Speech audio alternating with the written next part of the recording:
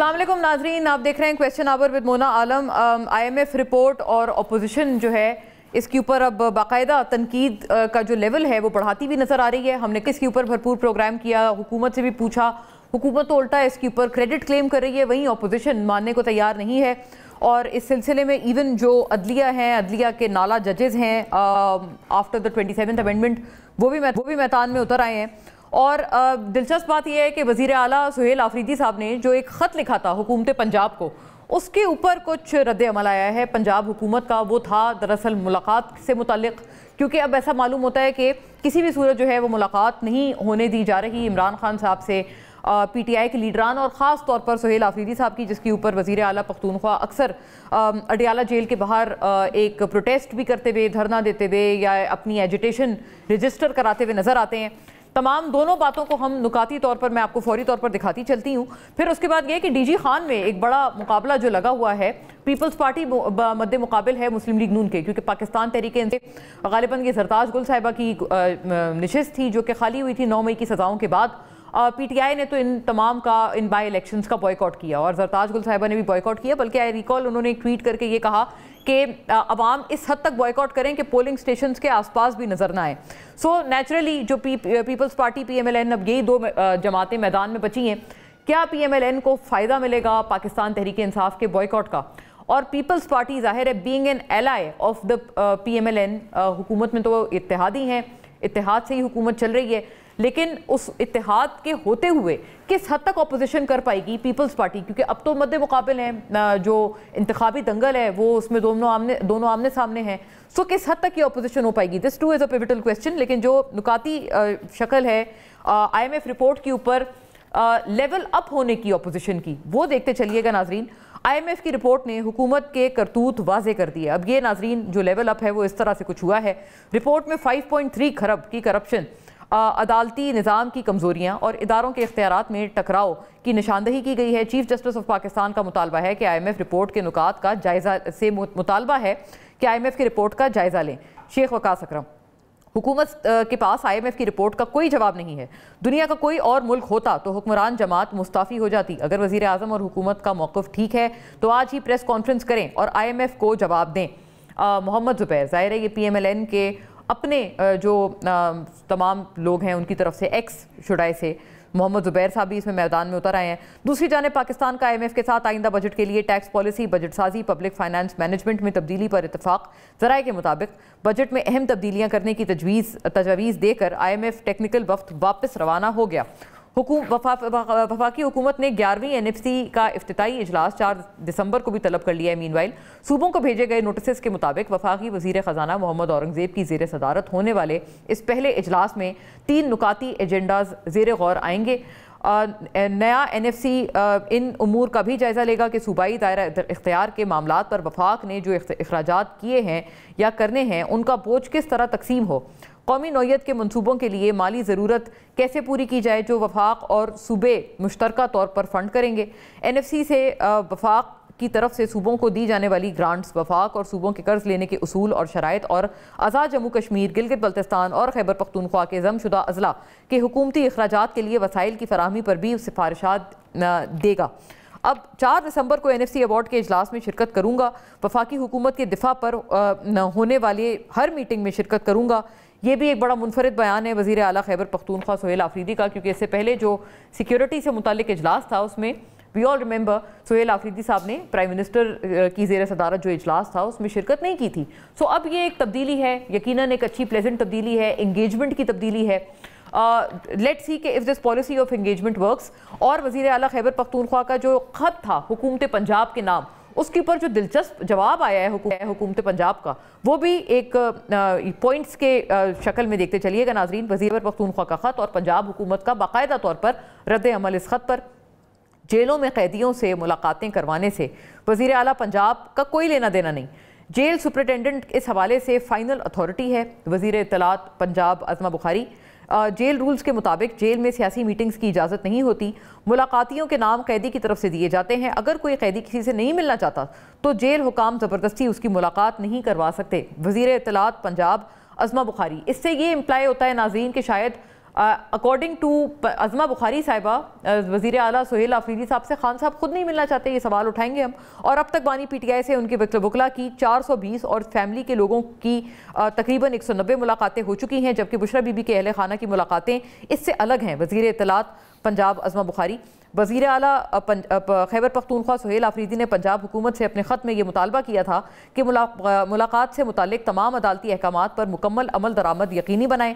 आइंदा तमाम मुलाकातों को मुनज़्ज़म, काबिल एहतराम और कानूनी तकाज़ों के मुताबिक यकीनी बनाने के लिए एक मौसर निज़ाम कायम किया जाए। दूसरी जानिब इस्लामाबाद हाई कोर्ट के जजेस इंट्रा कोर्ट अपील की उन्होंने कि वफाकी आईनी अदालत में समाअत को चैलेंज कर दिया है और इस्लामाबाद हाई कोर्ट के 5 जजेस की दरख्वास्त में इंट्रा कोर्ट अपील को सुप्रीम कोर्ट वापस भिजवाने की इस्तदा भी है। अपील को 27वीं आईनी तरमीम की वजह से आईनी अदालत मुंतकिल कर दिया जाए, जबकि 27वीं आईनी तरमीम बरखिलाफ है इसके, ये जजेस का मौक़िफ़ है। और नाज़रीन, काफ़ी ज़रूरी डेवलपमेंट्स हैं, ज़ाहिर है इन पे तमाम अपने मोअज़्ज़ज़ मेहमानों का, तमाम पार्टीज़ का ओपिनियन लेंगे, लेकिन मुझे ब्रेक का कहा जा रहा है। After a break join us back with our guest.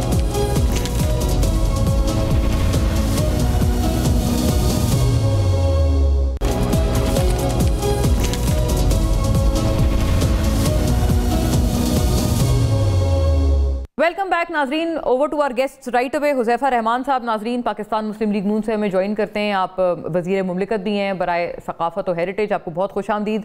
Syeda Shaila Raza साहिबा नाजरीन, stalwart of the Peoples Party, member कौमी असम्बली एज़ वेल, हमें ज्वाइन करती हैं। Former deputy speaker as well to the Sindh assembly और multiple times minister for Sindh government, आपको भी बहुत खुश आमदीद शैला साहिबा। और शौकत यूसुफ़ज़ई साहब नाज़रीन, पाकिस्तान तहरीक इंसाफ से एक बहुत बुलंदो बांग आवाज़, स्टॉलवर्ट अपनी जमात के और साबिक़ सूबाई वज़ीर भी, तमाम तर नशिस्त में अपनी जमात के मौक़िफ़ के साथ हमारे साथ जुड़ते हैं। आपको भी बहुत वेलकम है शौकत साहब। और शौकत साहब, आपसे ही अगर मैं आगाज़ कर पाऊँ, ये फरमाइएगा कि अब ये बताया ये जा रहा है कि अभी सुहेल आफरीदी साहब एक बात कर रहे हैं, उन्होंने ये भी कहा है कि वो अनप्रिडिक्टेबल हैं। चलें बल्कि उन्हीं की ज़बानी नाजरीन की भी एक थोड़ी एक उनको भी कॉन्टेक्स्ट ज़रा और क्लैरिटी आ जाती है, सुन लीजिएगा। शौकत यूसुफ़ज़ई साहब के सुहेल आफरीदी साहब CM KP ने क्या कहा है अपने अनप्रिडिक्टेबल होने के हवाले से। They are totally predictable to me, but I am completely unpredictable to them. वो जो है आगे आगे देखेंगे कि, और मैं ये भी कहता हूँ कि expect the unexpected। जी शौकत साहब, ये अनप्रिडिक्टेबल होने का जो दावा है वज़ीर आला सुहेल आफरीदी का, कुछ सहाफ़ी इसमें ये भी सजेस्ट कर रहे हैं कि शायद आप लोग कोई सीढ़ी लगाकर, दीवार फलांग कर अडियाला जेल में जाकर खान साहब से मुलाकात करेंगे, ये नौबत आ गई है। लेकिन ये अज़मा बुखारी क्या कह रही हैं कि खान साहब अब खुद अगर किसी से नहीं मिलना चाहते तो उनको ज़बरदस्ती तो उनकी मुलाकात नहीं करवाई जा सकती उन शख्स से, तो वो ये कह रही हैं कि वो खुद नहीं मिलना चाह रहे CM से। मेरे ख्याल से छोड़े अज़मा बुखारी की बातें, बात करें जो नजरियाती लोग हैं, जो नजरियाती पार्टियों के साथ वाबस्तगी है उनकी। अब ये तो कभी एक पार्टी कभी दूसरी पार्टी, उनके क्या आप कहेंगे। दूसरी देखें, ये कौम के साथ मजाक हो रहा है ना, एक मजाक की वाली बात हो गई ना, कि अदालतें फैसला कर रही हैं, अदालतें हुक्म दे रही हैं कि जी मुलाकात कराई जाए, तो करा ली जाती तो इस क्या हो जाता। मतलब इस वक्त जो सूरत हाल है इस मुल्क के अंदर, जो टेंशन क्रिएट हुई है एक छोटी सी बात से, बहरहाल ये तो इन हुक्मरानों की नालायकी। अभी तक तो ये बड़े बिलंग वांग दावे भी करते रहे कि जी हमारी मईशत जो है ना बहुत बेहतर हुई है, हमने मुल्क को उठा लिया है, हमने मुल्क के ये साथ ये कर लिया है। और फिर जब हमारे खिलाफ वो फिर चाहे कि जी इकोनॉमिस्ट ने ये रिपोर्ट दी है, वज़रा थे, सारी प्रेस कॉन्फ्रेंस लाइव दिखाई जा रही थी। लेकिन जब IMF ने वो दिया, खबर दी कि जी 5.3 खरब की बदनवानी हुई है, तो उस पर कोई वजीर नहीं बोल रहा है, न किसी वजीर ने प्रेस कॉन्फ्रेंस की है, ना उसको वो सच मान रहा है कि जी ये तो बस ये तो वैसी एक हवाई रिपोर्ट है। लेकिन अगर हमारे खिलाफ होती है तो उसके लिए पूरी तैयारी के साथ आते हैं कि जी देखें। अब मसला ये देखें, इस आवाम का मसला क्या है। अगर आपसे अर्ज कर पाऊं, कल हमने तो इस पे बड़ा भरपूर प्रोग्राम किया है, तो वो दानियाल चौधरी साहब जो हैं, आप जानते हैं, ज़ाहिर है आपके साथ भी शोज में बैठते हैं, वो ये कह रहे थे कि ये तो उल्टा क्रेडिट है हुकूमत का, और हमने शराकतदारी से IMF के ये रिपोर्ट हमने खुद जारी की है, और इस रिपोर्ट में वो कहते हैं कि आप लोगों को तो सिर्फ इसमें बुराइयां नजर आ रही हैं, जो उन्होंने करप्शन की बात की है, जबकि वो गिनवा रहे थे कि इसमें तो बाकायदा हुकूमती कारकर्दगी की तारीफ है, महंगाई कम करने की तारीफ है, हुकूमती पॉलिसीज की कई जगह तारीफ भी की गई है। देखें, ठीक है, अगर ये इसको तारीफ समझते हैं तो इनको मुबारक हो, लेकिन आप अच्छा। देखें ना कि मईशत जो है ना, मईशत में क्या क्या तरक्की हुई है, कितना कर्जा चढ़ा है। सिर्फ जुलाई से लेके अगस्त तक, ये अगर 3-4 महीने हम देखें, 650 अरब रुपए का कर्जा लिया गया है। हम्म। टोटल ओवरऑल जो है वो 38,000 अरब का कर्जा चढ़ गया है सिर्फ इस हुकूमत में। तो आप देखिए कि सूबे भी मुतासर हैं। हम्म। सूबे भी कह रहे हैं, वो कभी कहते हैं ये 28वीं तरमीम ला रहे हैं, कभी कहते हैं 27वीं तरमीम से उनके, मतलब ये कि कोई अवामी काम तो नहीं हो रहा है ना। सो अपने आप को तहफ़्फ़ुज़ देना, फिर सूबों को कमजोर करना। अगर सूबों से आप पैसे कम करेंगे, शेयर उनका कम करेंगे, तो आप क्या क्या करना चाहते हैं? आपने जो इतना बड़ा कर्जा लिया 38,000, आप ये जरा कौम को बता दें कि किस किस सूबे गालिबन को कितना सूबों का दिया शेयर आपने। कम करना चाहते हैं आपने, ये खदशे का एक दफ़ा फिर इजहार किया है, जबकि अभी तो 18वीं तरमीम में कोई रद्दोबदल नहीं हुआ। और बिलावल साहब ने कहा है कि किसी का बाप भी 18वीं तरमीम को छेड़ नहीं सकता। क्यों हुज़ैफा साहब, ये बात सही है कि कोई भी चाहे तो 18वीं तरमीम जो है वो किसी का बाप भी नहीं छेड़ सकता? ये बिल्कुल बात इसी तरह से है, और आप लोग भी आइंदा आने वाली तरमीम में कोई रद्दोबदल नहीं करेंगे? मैं आपको बिल्कुल कैटेगोरिकली क्लियर होकर कह रही हूँ कि आपके काबीना के साथी हैं, मैं उनका नाम ज़ाहिर नहीं लूँगी, वज़ीर हैं, काबीना के मेंबर हैं, उन्होंने मुझे ये बात बताई है कि 28वीं तरमीम में कोई रद्दोबदल हो सकता है 18वीं तरमीम के हवाले से। जी बिल्कुल, बिलावल साहब दुरुस्त फरमाते हैं जी कि 18वीं यानी तरमीम में कोई रद्दोबदल नहीं होगा। जो भी होगा वो 28वीं यानी तरमीम होगी, एक नई तरमीम होगी अगर होगी तो, और उसमें कुछ नई चीज़ें होंगी। लाजमी नहीं कि उस तरमीम का मतन ये होगा कि वो 18वीं यानी तरमीम में होने वाले जो भी इक़दाम थे उसे अंडू किया जाए। बहुत सारी चीज़ें नई हो सकती हैं और 18वीं यानी तरमीम की कोई करेक्शन हो सकती है, उसकी नोक पलक को संवारा जा सकता है। देखें, पाकिस्तान 1947 में बना, 1956 में पहला आइन आया, 1962 में दूसरा आइन आया, 1973 में तीसरा आइन आया, उसके बाद से लेकर अब तक 26 तरामीम आ चुकी हैं, 27 तरामीम सॉरी। और 2010 में आपको याद है 18वीं आइनी तरमीम आई थी, यानी कि 50 साल बाद आइन के ये महसूस हुआ था पीपल्स पार्टी को और हमें, या पाकिस्तान बनने के कहें तो तकरीबन कोई 62-63 साल बाद के आइन में ये कमियां मौजूद हैं, इसलिए NFC अवार्ड होना चाहिए। 18वीं आइनी तरमीम के तहत कुछ सब्जेक्ट जो हैं वो सूबों को डिवॉल्व किए गए। अगर 15 साल बाद ये एहसास हो जाए कि 18वीं आइनी तरमीम में कुछ चीज़ें हुई जो कि उस तरीके से नाफिजुल अमल नहीं हो सकी, जिस तरीके से होनी चाहिए, आप तो इंडोर्स कर रहे हैं अपने कोई मुज़ाहरा नहीं है। वजीर की बात को, जो मतलब हमसे एक बात करके गए थे, आप एक तरह से इंडोर्स कर रहे हैं कि कोई अगर नोक नहीं, मैं तो इंडोर्स से अगला स्टेप पे आ रहा हूँ। हाँ, मैं तो इंडोर्स से भी अगले स्टेप पर आ रहा हूँ। हाँ, कि 28वीं यानी तरमीम के हवाले से हम चाहते हैं कि वो आए, NFC अवार्ड के अंदर बेहतरी हो, कुछ सब्जेक्ट जो सुबह को डिवॉल्व हुए वापस मरकज़ के पास आए। हम ये 27वीं यानी तरमीम में भी शामिल करना चाहते थे, लेकिन पीपल्स पार्टी ने उस पर इत्तफाक नहीं किया, और पीपल्स पार्टी के वोटों के बगैर ना सेनेट में 64 का नंबर अचीव हो सकता है, ना नेशनल असम्बली में 233 का नंबर अचीव हो सकता है। पीपल्स पार्टी के साथ अब हम फर्दर बैठेंगे और इसको ज़ाहिर है जो हमारी मुशावरत का दायरा अख्तियार है उसे बढ़ाएंगे और कोशिश करेंगे कि पीपल्स पार्टी को हम कन्विंस कर सकें। और पीपल्स पार्टी अगर कन्विंस होगी और पीपल्स पार्टी अगर आज कन्विंस हो जाए तो सुबह तरमीम ले आएंगे। साहब, आपने एक बहुत बड़ी खबर दी है हमें, और इस खबर पे शैला साहिबा जो है वो मुस्कुरा भी रही हैं। शैला साहिबा, कोई नोक पलक संवारनी हो तो संवर सकती है 18वीं तरमीम की। आप नहीं माने, लेकिन आपको फिर मनाने की कोशिश करेंगे आपके इत्तेहादी। अच्छा, बात यह है कि देखिए 73 का आइन तो एक मुतफ़क़ा आइन था, चंद कागज़ के पुर्जे जो हर आदमी ने अपने हिसाब से बनाए थे, वो आइन नहीं थे, वो डिक्टेटर और उसके अलावा के वक्त थे। फिर 73 के आइन में जो ज़ियाउल हक़ ने उसके साथ किया, तो वो अगर भुट्टो साहब ने एक कंकरेंट लिस्ट बनाई थी और लगाई थी और कुछ किया था, तो उसकी 10 साल की मुद्दत थी। फिर कुछ चीज़ें ऐसी थी, लेकिन भुट्टो साहब को अपनी हुकूमत चौथे साल ख़त्म करनी पड़ी। तो उसके बाद ज़ियाउल हक़ ने जो आइन का सत्यानाश किया, तो 18वीं तरमीम इसलिए नहीं आई थी कि इतने साल बाद ज़रूरत पड़ी थी। 18वीं तरमीम इसलिए आई थी कि ज़ियाउल हक ने सत्यानाश किया था उसका और आइन का, और उसकी वजह से ज़रूरी था कि उसको, उसकी रूह जो है उसको बेहतर किया जाए और जदीद तकाज़ों के साथ हम आंग किया जाए। तो जहाँ कंकरेंट लिस्ट का ख़ात्मा हुआ वहाँ सूबे मजबूत हुए, उनको इख्तियारात मिले, और क्योंकि हुकूमत हमारी ख़त्म हो गई थी और डिवोल्यूशन ऑफ पावर हमारी हुकूमत के बाद होना था, तो हम ये समझते हैं कि उस तरह से नहीं हुआ। अभी भी वफाक के बाकायदा हिसाब लगा के हमने अपने मैनिफेस्टो में बताया था कि इतने पैसे बच सकते हैं अगर मज़ीद 18 वजारतें डिवॉल्व हो जाएं, और इसके अलावा सेल्स टैक्स के अलावा हम सर्विसेज और टैक्स कलेक्शन सुन रहे हैं, हुज़ैफा साहब को भी तो तजवीज़ बहुत दी गई है ना बेहतर हो सकता है।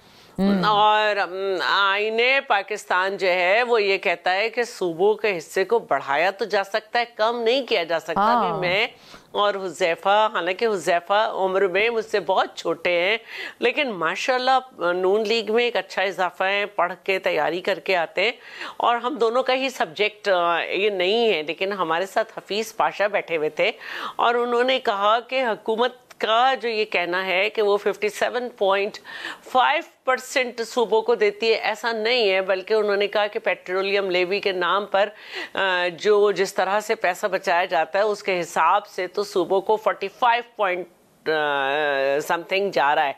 तो मैं ये समझती हूँ कि वाकई बातचीत की जरूरत है ताकि मजीद सब्जेक्ट डिवॉल्व हो। आप तो उल्टी बातचीत की तजवीज़ दे रही हैं कि और ज्यादा बढ़ाना चाहिए। हाँ, क्योंकि हम ये समझते हैं कि एनएफसी को भी रिविजिट होना चाहिए, सिर्फ पॉपुलेशन और पॉवर्टी नहीं, और डेवलपमेंट और इंफ्रास्ट्रक्चर जो भी है जिस जगह का जो हालात हैं उसको देखना चाहिए। क्योंकि जब से 18वीं तरमीम के बाद सूबों का कुछ शेयर बढ़ा, गो के पीपल्स पार्टी में 15 साल सूबे में रही, जिसमें 5 साल में कैबिनेट में भी रही एज मिनिस्टर, तो हर साल हमारे बजट में ये हिसाब होता है कि हमसे जितना वादा किया गया था उसके हिसाब से जो है वो हमें नहीं मिला। तो सूरत हाल ये है कि एक तो एनएफसी को रिविजिट होना चाहिए, और सूबे जो है, एक और बात हुज़ैफा साहब ने की ना, शैला साहिबा, मैं आपकी तरफ लाती हूँ, उन्होंने ये भी कहा ना कि हो सकता है 15 साल बाद, 18वीं तरमीम के आने के 15 साल बाद ऐसी चीज महसूस की गई हो कि कुछ चीजें उस तरह से नहीं हो रही जैसे कि होनी चाहिए थी, तो उस पे वो लोग आपको ऑन द कॉन्ट्ररी कन्विंस करेंगे। हम भी ये समझते हैं कि जिस तरह 18वीं तरमीम हुई थी उस तरह उसकी डिवोल्यूशन ऑफ पावर नहीं हुई। अगर हो जाती तो और बेहतर होता और वफाक भी मजबूत होता, उसकी जिम्मेदारियां कम होती। उसको एक निकम्मी एफबीआर मिली हुई है, वो नहीं कर पा रही अपना काम। तो ये इस तरह से जो है एफबीआर की नाकामी सूबों को नहीं भुगत सकते हम, और हम ये समझते हैं कि सिंध में इससे काफी बेहतरी आई और आ सकती है क्योंकि कैपेबिलिटी भी होती है हर सूबे की। जी, बहुत बहुत दिलचस्प बात है। अच्छा, मैं ब्रेक पे हमने जाना है या मैं शौकत साहब की तरफ बढ़ सकती हूँ आगे? ब्रेक का कहा जा रहा है। शौकत साहब, मैं हाजिर होती हूँ। इलेक्शन कमीशन का भी रुख करते हैं, क्योंकि आप लोग गिला कर रहे थे कि सिर्फ यकतरफा एक्शन लेता है इलेक्शन कमीशन, लेकिन देखें आपके साथ हुज़ैफा साहब भी बैठे हैं, उनको भी इलेक्शन कमीशन ने जो है वो रेप्रिमांड किया है, उनको बुलावा भी आया है गालिबन। तो आफ्टर ब्रेक ऑन दिस।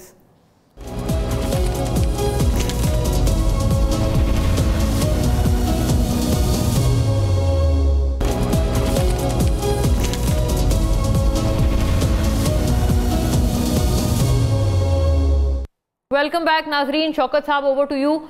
बताया नहीं आपने कि अनप्रिडिक्टेबल दरअसल है क्या, हो क्या सकता है? कोई दीवार फलांग के अडियाला जा सकते हैं, क्या चीज़ ऐसी है जिसकी अनप्रिडिक्टेबिलिटी की कोई इशारा ही दे दें? और दूसरा ये भी बताएं कि ये इलेक्शन कमीशन के हवाले से जो मेरा अर्ज था कि अभी देखें बैठे हैं ना हुज़ैफा साहब, हुकूमती वजीर हैं बाकायदा, उनको भी तो किया है उसी तरह से इलेक्शन कमीशन ने उनके ऊपर रेप्रिमांड किया है, उनको नोटिस वगैरह दिया है, तो फिर ये बायस क्या हुआ? देखिए, ये तो मेरे ख्याल से इलेक्शन कमीशन आपकी जो सुक्की है ना वो मिटाने के लिए उन्होंने इस तरह किया है, क्योंकि जो इनको जो नोटिस दिया उसमें और उसमें फर्क है। अच्छा, इन्होंने वायलेशन किए, इन्होंने उस हल्के में जाके कैंपेन चलाई है, जबकि सुहेल अफरीदी उस जिले में नहीं है, किसी दूसरे जिले में जलसा कर रहा है, और दूसरे जिले से उनको ये शायद उनको ये अंदाजा नहीं था कि वो ये समझ रहे थे कि कहीं हरिपुर की किसी तहसील में वो जलसा कर रहे हैं, तो इसलिए उन्होंने नोटिस भी दे दिया। दूसरी बात ये कि सोहेल हाँ, अफरीदी उन्होंने चीफ गालिबन जो एग्जीक्यूटिव है हल्के का वो जो नाम भी लिखा है तहसील का वो और दुरुस्त नहीं है, ये बात सही है। हाँ हाँ, हाँ। दूसरी बात ये थी कि वो उनको जो इल्म में ये आया था चीफ मिनिस्टर साहब को कि जी कुछ लोग हैं जो उन पे प्रेशर डाला जा रहा है, तो उन्होंने खुल्लम खुल्ला कहा कि किसी प्रेशर में ना आए, हम्म। अपना न्यूट्रल रहे, अगर कोई न्यूट्रल ना रहा तो मैं उनके खिलाफ कार्रवाई करूंगा। तो इसका मतलब उन्होंने ये तो नहीं कहा ना कि भाई पीटीआई को वोट दो। अगर उन्होंने कहा है कि न्यूट्रल रहो, तो इस इलेक्शन कमीशन को इस पे नाराजगी की क्या जरूरत थी, क्यों नाराज हुआ है कि न्यूट्रल ना रहे। हम्म। और तो ये तो एक अच्छी बात थी। दूसरी बात जो थी नहीं, कि पुलिस जो वालों किसी को और जिले में गालिबन जलसा मतलब कर रहे थे, एहलकारों को, सरकारी अफसरान को धमकाया था ना, वो धमकी पे प्रॉब्लम थी दरअसल। नहीं, धमकी देखिए चीफ एग्जीक्यूटिव है ना, धमकी नहीं थी। उन्होंने कहा था कि मैं आपके खिलाफ कार्रवाई करूंगा ना, और तो कार्रवाई ऐसी तो नहीं होती है ना कि वो खुद जाके कोई किसी से फूल उतारेगा। जाहिर है चीफ एग्जीक्यूटिव चीफ उसको नोटिस होते हैं, फिर इंक्वायरी होती है, फिर चीफ सेक्रेटरी उनके खिलाफ कार्रवाई करता है। लेकिन हाँ। बहरहाल ये तो उन्होंने इसलिए कहा कि इलेक्शन हो रहा है तो एक मुदाखलत ना हो तो एक अच्छी बात है ना। हम्म। हमने तो कोई इस तरह कोई प्लानिंग नहीं की है ना, कोई इस तरह कोई वो किया है कि जो हम चाहते थे कि जी हमारे ध्यान हो जाए, ताकि जिस तरह पंजाब में या किसी और जगह पे होती है, होती रही है हमेशा। यहाँ तो अल्हम्दुलिल्लाह जब हमारी पिछली हुकूमत भी थी, हमारे हम सिटिंग हुकूमत में थे, हम सीटें भी आ रहे थे, हमने धांधली का तो सोच भी नहीं सकते हम। हम्म। दूसरा जो आपने कहा इनप्रेडिक्टेबल के बारे में, तो देखिए वो उन्होंने इसलिए कहा है कि एक तो वो नए हैं, वो नए हैं, और वो लोग ये कहते हैं जी जो उनके खिलाफ जो प्रोपेगेंडा हो रहा है कि जी इनको समझ नहीं है ये, तो उस हवाले से उन्होंने कहा कि मैं आपको बता दूंगा कि मैं क्या हूँ। हम्म। मतलब ये कि मैं डिलीवर भी कर लूंगा और सब कुछ कर लूंगा, आप देखते रह जाएंगे। अच्छा, तो वही तो देखिए मैं पूछ एक रही हूँ, अच्छी कहा बात तो है उन्होंने अगर बहुत कुछ है कंपटीशन कि वो होती मैं है। ये भी कर लूंगा वो, लेकिन वो क्या हो सकता है? कंपटीशन देखें, अभी वो आए हैं, इनको तो देखें सबसे बड़ी राती उनके साथ हो रही है, मुलाकात की इजाजत नहीं दे रहे हैं उनको, भागते थे वहां पे ये मशवरा करना है। तो यहाँ पे अडयाला जेल में उनको मशावरत नहीं करने दी जा रही, तो ये मैं समझता हूँ ये बहुत बड़ी जाती है, हम्म। और एक बहुत बड़ी पार्टी को दीवार से लगाने वाली बात है एक ऐसे मुल्क के अंदर जहाँ पे ऑलरेडी दहशतगर्दी हो रही है, सियासी अदम इस्तेकाम है, लेकिन माहौल हुकूमत नहीं बना रही कि जिससे बहरहाल सियासी हुजैफा साहब, इस्तेकाम हो ये सके। तजवीज़ तो आपको हम बोल पीपल्स रहे पार्टी वाले भी कई मरतबा दे चुके हैं कि आपको क्या प्रॉब्लम है, अगर वो मिलना चाह रहे हैं अपने कायद से तो मिलने दें उनको। कई दफ़ा पीपल्स पार्टी के लोगों ने भी आपको आमादा करने की कोशिश की, आप लोग नहीं मान रहे। फिर ये 18 वजारतें भी आप लोग ख़त्म नहीं कर रहे, जो आपको पीपल्स पार्टी कब से कह रही है आप अपने खर्चे कम करें। और उनका तो उल्टा गिला है ना कि ये जो वफाक है वो अपनी कमिटमेंट ऑनर नहीं कर रहा सूबों के साथ, आप लोग सूबों के साथ ज्यादती कर रहे हैं। चलें, पीपल्स पार्टी ये भी वो भी आपको ये आपसे शिकायत कर रहे हैं, पीटीआई वाले भी कह रहे हैं कि वो जमशुदा अजला के जो पैसे देने थे वो भी आप लोग उनको नहीं देते। तो एक तरफ नहीं, आपके ऊपर एक भरमार है तनकीद की, और आपको भी माशाल्लाह इलेक्शन कमीशन ने जो है वो नोटिस दिया हुआ है। क्यों आप लोग सारे वजीर और सारे आप लोग काबीना के अरकान हैं, आप क्यों कैंपेन में हिस्सा ले रहे हैं? ये गलत बात नहीं? जी माशाल्लाह, बिल्कुल हम पर भरमार है इल्ज़ामात की। तो अब मेहरबानी फरमानी है, आपके भी काफ़ी सवालात हैं, मेरी बहन शैला रज़ा साहिबा मेरी सीनियर हैं, उनके बड़े सवालात हैं, और आपके हैं तो मुझे पेशेंट ऑडियंस दे दें जी, तो मैं जी, सबके जवाब दे देता हूँ। ज़रूर। पहली बात तो ये कि शैला रज़ा साहिबा का नुक्ता नज़र भी ठीक है, वो गिलास को आधा खाली कह रही हैं, मैं आधा भरा हुआ कह रहा हूँ। हाँ। और NFC अवार्ड पर मैं भी यही कहता हूँ कि उस पर मुशावरत दोबारा हो जाए, कोई इसमें मुज़हका नहीं है। जिन वजारतों को एबॉलिश करने की बात करती हैं, तो 2010 में 18वीं आईनी तरमीम आई थी, तो 3 साल पीपल्स पार्टी जो है वह हुकूमत में रही, तो 3 साल में अगर उन्होंने वजारतें खुद एबॉलिश नहीं की, तो आज अगर वो कह रही हैं तो मेरे ख्याल से उस पर बैठने में कोई हर्ज नहीं है और उस पर हम बात कर सकते हैं। अब मैं आता हूँ जो बात आपने की, एक तो मुझे इलेक्शन कमीशन ने बिल्कुल तलब भी किया है 24 तारीख को, और अभी मुझे पता चला है कि मुझे 50,000 जुर्माना भी कर दिया है। अच्छा, जुर्माना भी माशाल्लाह से आपको मिला है। मैं कल तलाल साहब को भी हुआ है, आपको भी हुआ है, राना सनाउल्लाह और मुर्तजा अब्बासी सबको जुर्माना। नहीं, मैं आपको गुजारिश करूं, मैं कल डेरा गाजी खान में था, my wife was in labour room, मुझे इलेक्शन कमीशन की हिदायत पर कहा गया कि आपके पास 2 घंटे हैं, आप जिला छोड़ दें। और ना मैंने कोई पूरे 1.5 महीने इंतखाबी मुहिम चलाई, ना मैं किसी कॉर्नर मीटिंग में गया। मेरे पैलेस के साथ जो हमारा रिवायती हमारा आबाई जो है जगह है, उसके पीछे एक बड़ा ग्राउंड है जहाँ पर 2 दिन पहले कोई म्यूज़िकल नाइट हुई थी जिसमें काफ़ी बड़े बड़े सिंगर्स आए थे। वहाँ पर कोई थोड़ी बहुत गुफ्तो शनीद हुई, पीपल्स पार्टी कैंडिडेट ने शिकायत की और इलेक्शन कमीशन ने बिल्कुल छड़ी उठाकर, जो जाहिर है उसका काम है, अगर उन्होंने वज़ीर आला केपीके को नोटिस किया तो मुझे भी कर दिया। तो एक तो जाहिर है मैं बाकी इस पर ज़्यादा बात नहीं करूँगा, इलेक्शन कमीशन के रूबरू में इस पर जवाब दूंगा। कुछ बातें हैं जो अभी शौकत साहब ने कही वो मैं आप पे गोशगुजार कर देता हूँ। देखिए, पहली बात तो ये है कि जो वज़ीर आला खैबर पख्तूनख्वा हैं, उन्होंने जो अपनी तकरीर की है, अल्लाह ना करे कल के इंतखाबात में कोई नाखुशगवार वाक़या हो या कोई बंदा कोई कैजुअलिटी हो जाए। उन्होंने अपनी तकरीर के ज़रिए बेसिकली लोगों को कत्ल की धमकियाँ दी हैं। जब मैं आपको ये कहता हूँ कि अगर आपने मुझसे ये सवाल किया तो आप सुबह का सूरज नहीं देखेंगी, या आप मुझे कहें कि अगर आपने ये जवाब दिया तो आप रात की तारीकी नहीं देखेंगे, इसका मतलब ये है कि आप मुझे कत्ल की धमकी दे रही हैं।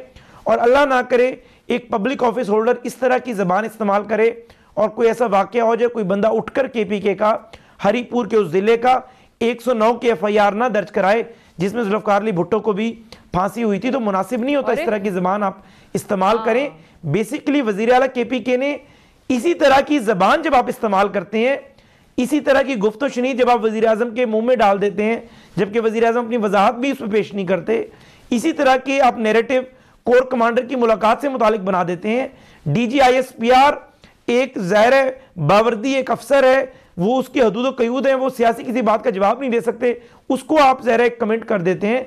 जब आप इस तरह की ज़बान इस्तेमाल करते हैं तभी फिर आपकी मुलाकात भी नहीं हो पाती और आपको रियासत जो है और हुकूमत एक जो है वो कन्फ्रंटेशन करने वाले फर्द के तौर पर देखती है। अदरवाइज वज़ीर आज़म साहब ने 2 मरतबा, मुझे मेरी बात मुकम्मल करने दें, कर लें, आप ही के जवाब पे वो कुछ कहना भी चाह रहे हैं, बात मुकम्मल कर लूं। आप करें। वज़ीर आज़म साहब ने 2 मरतबा मौका दिया। एक मरतबा वज़ीर आला बनने के फौरन बाद उन्हें कॉल की, दूसरी मरतबा वज़ीर आज़म साहब के मैं हमरा था चित्राल, उन्होंने चीफ सेक्रेटरी और IG के जरिए मैसेज दिया। लेकिन सामने वाला बंदा कह रहा है कि उसका मेच्योरिटी लेवल ये है कि वो 4.25 या 4.25 करोड़ सूबे का वज़ीर आला है। वो कह रहे हैं कि अगर फलां ने ये काम किया तो उसको सुबह का सूरज मैं देखने नहीं दूंगा। ये मेच्योरिटी लेवल वाले बंदे से आप क्या तवक्को करें? जब चित्राल में मुलाकात हुई थी और PM आपके साथ थे तो आप सजा याफ्ता मुजरिम से मिलवाएं, क्या तजवीज की थी वैसे हुज़ैफा साहब? प्राइम मिनिस्टर साहब की वज़ीर आज़म साहब जब मौजूद थे चित्राल में, उन्होंने दो काम उन्होंने किए जी। एक, उन्होंने अपनी स्पीच में कहा कि मैं यहाँ आया हूँ, मैंने अरबों रुपए के प्रोजेक्ट्स केपीके को दिए हैं, मैं चाहता हूं कि मैं और वज़ीर आला केपीके मिलकर काम करें सूबे की बेहतरी के लिए। फिर उन्होंने IG और चीफ सेक्रेटरी को स्पीच में भी और अलहदा बुलाकर कहा कि आपने मेरा सलाम देना है और उन्हें कहना है कि मैं चाहता हूं कि सूबे की बेहतरी के लिए आप और मैं मिलकर चलें। देखिए, कॉन्फिडेंस बिल्डिंग मैयर होता है। आपको अपने मुतालिक राय जो है, जो आपके मुतालिक कायम की गई थी, अपनी गुफ्तो शनीद के जरिए ब्रेक कहा जा रहा है, बदलते, शौकत साहब का लिंक आपने जिस तरह की धमकियां देते हैं आप, सही हुआ। मैं पूछती हूँ उनसे। बहरहाल ये बात सही है, आपने ये कहा, वजह भी आपने बताई है, उस पर शौकत साहब भी कोई अपनी तरफ से रिएक्ट करना चाह रहे थे, उनका भी जवाब है। और ज़ाहिर है शैला साहिबा की भी टर्न है, उनसे भी एक सवालात हैं जो कि आपने किए हैं। आफ्टर अ ब्रेक नाज़रीन।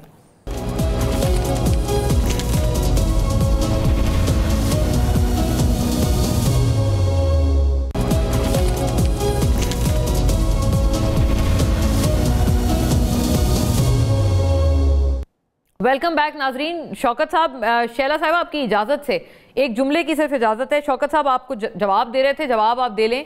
धमकियों को तो ब्रेक लगाएं, वज़ीर आला सुहेल आफरीदी मुलाकात हो जाएगी। नहीं, मैं तो सिर्फ ये कहना चाहता था, इन्होंने कहा कि जुल्फ़िकार अली भुट्टो साहब को फांसी हुई थी इस पे, तो मैंने कहा उस पे तो फिर माफी भी मांगी जा रही है ना अभी तक, तो इसका मतलब है कि वो कोई जुर्म नहीं किया था उन्होंने ना। हाँ, ये तो है, जुर्म नहीं कहते हैं। तो इस तरह इसकी मिसाल ही गलत दी है इन्होंने ना, मैं ये कहना चाहता हूँ। अच्छा, ये आप ठीक है अपना। हाँ, मैं धमकियों की बात कर रही थी, धमकियां बताई कि ये 109 के जुमरे में आता है। मैंने ताज़ीरात पाकिस्तान की दफा 109 को एक्सप्लेन की है। अल्लाह ना करे उन्हें कोई ऐसी सजा हो, ये अल्लाह उनकी जिंदगी दे। मैंने तो बात की है कि नहीं, मैं वैसे कह रहा हूँ, दफे कौन से छोड़े हैं, सारे दफे तो लग गए हैं PTI के ऊपर। लेकिन बहरहाल खैर है, वो तो अल्लाह खैर करे। हम तो बड़ी उम्मीद थे कि हमारे चलो अदालतें आजाद होंगी तो ये सारे केसेस खत्म हो गए, लेकिन अब अदालतें तो माशाल्लाह अब क्या होगा अदालतों का ये मुझे नहीं पता है। शैला साहिबा, ये हुजैफा साहब माशाल्लाह नए पापा बने, इनको मुबारक हो। और आपको आपके पीपल्स पार्टी के जो उम्मीदवार थे ना, उन्होंने कॉर्नर मीटिंग की ना जलसा किया, उनकी जाके शिकायतें लगा दी इलेक्शन कमीशन को। अच्छा देखिए, वहाँ पे क्या हुआ क्या नहीं हुआ ये अलग बात है, लेकिन बहरहाल हुजैफा को जो है वो बहुत मुबारक हो। अल्लाह ताला ने बड़ी सादत दी इन्हें बाप बनने की। और ये जो इलेक्शन वगैरह में छोटे मोटी चीज़ें होती हैं, ये छोटी मोटी ही रहनी चाहिए, कोई बात नहीं। इलेक्शन हुआ और चेयरमैन ने कहा कि इलेक्शन हो गया, सब बात ख़त्म हो गई, अभी मुल्क को आगे बढ़ाना है, ये आपने सुना होगा। अब दो बातें मुझे करनी है कि डिवोल्यूशन ऑफ पावर ये तय हुआ था 18वीं तरमीम के बाद कि दिसंबर 2013 से होगा। इसको पढ़ लें और अगर मैं गलत हूँ किसी भी प्रोग्राम में मुझे इसको बता दें। तो बिल्कुल तरमीम हुई थी, लेकिन इसमें यह तय हुआ था कि डिवोल्यूशन ऑफ पावर दिसंबर 2013 से हो। ये आप उस बात का जवाब दे रही हैं कि 3 साल में वजारतें क्यों खत्म नहीं की। Very fair.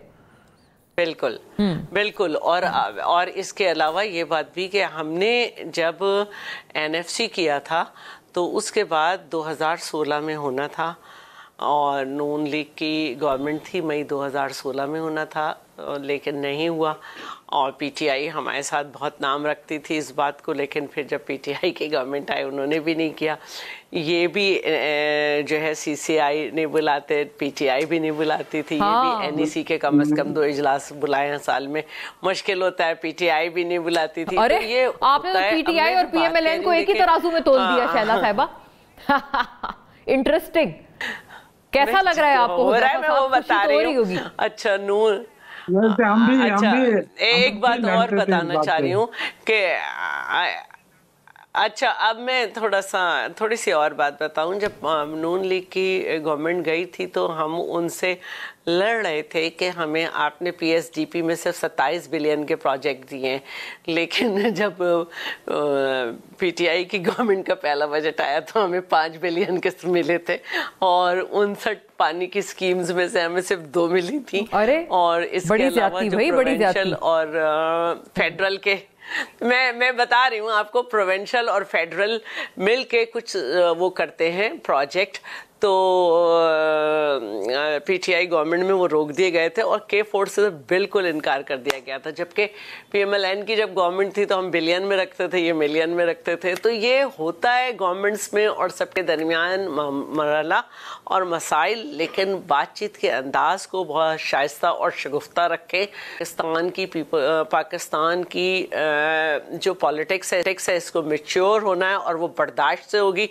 मैं मानती हूँ कि ये मिसाल गलत थी, लेकिन मैं ठंडी मिजाज से आगे बढ़ना चाहती हूँ। लेकिन देखिए, सुहेल आफरीदी को ये अल्फाज नहीं कहने चाहिए थे कि सुबह की रोशनी और रात की तारीकी नहीं देख सकेगा।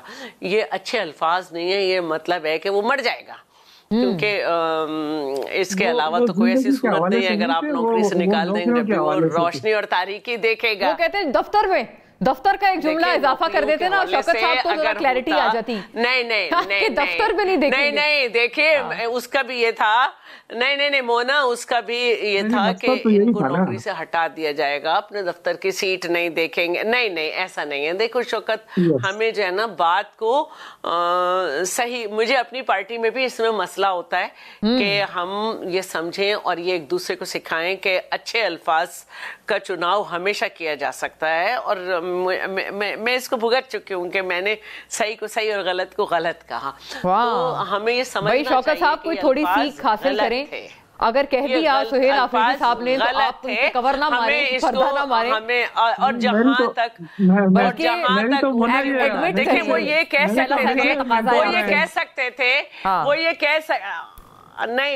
सकते थे कि उसका ट्रांसफर हो जाएगा, वो सीट पे उसे बैठना नसीब नहीं होगा, उसको सजा देंगे हम।